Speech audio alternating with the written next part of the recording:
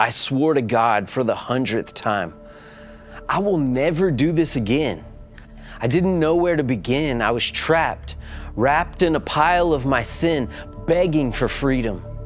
I was controlled, stuck in a mold of a life that knew no hope. I believed a lie that there was some sort of enjoyment, some pleasure at the next high.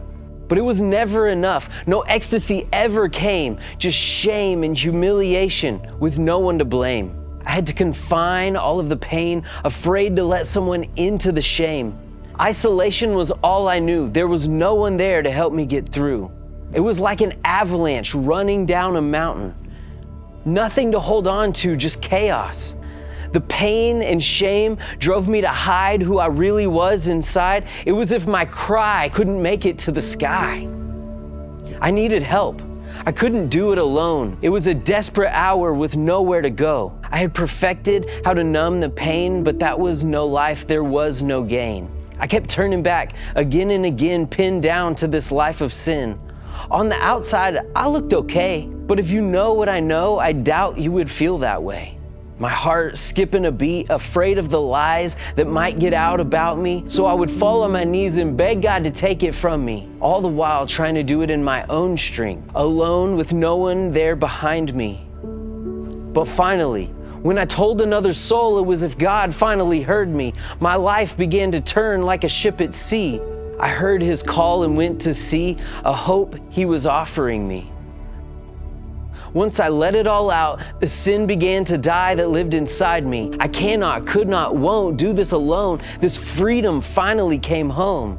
It was Jesus who died instead of me. All I did was look up and see that all of the shame and pain that once lived inside me was now on Him who took my place. He traded my hurt for holiness, my pain for pleasure. He took my shame and saved me.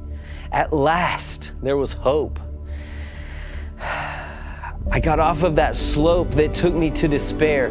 Finally, I could breathe. Satan wasn't going to take me down. He had knocked me out and buried me in sin. I didn't think I could get back up again. The noose around my neck kept choking me out. So finally, to be free with my brother there beside me and my Savior there to hold me, I realized I could do anything. So I look to Him who passes out freedom and gives new life to those who believe in Jesus Christ. He is the only way, the truth, the life, the only one who saves from the grave and gives life today. Lift up your eyes and call on His name. He will rescue you from that terrible fire and lift you up higher and higher.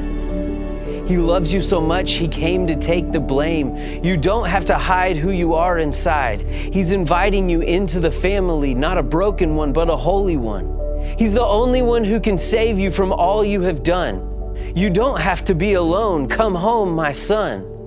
So come find freedom from that death inside you. Jesus is calling. There's no hurt, no pain, no shame. He can't make right when you call on His name. He can drive your ship. He has conquered it all. Kick down the wall.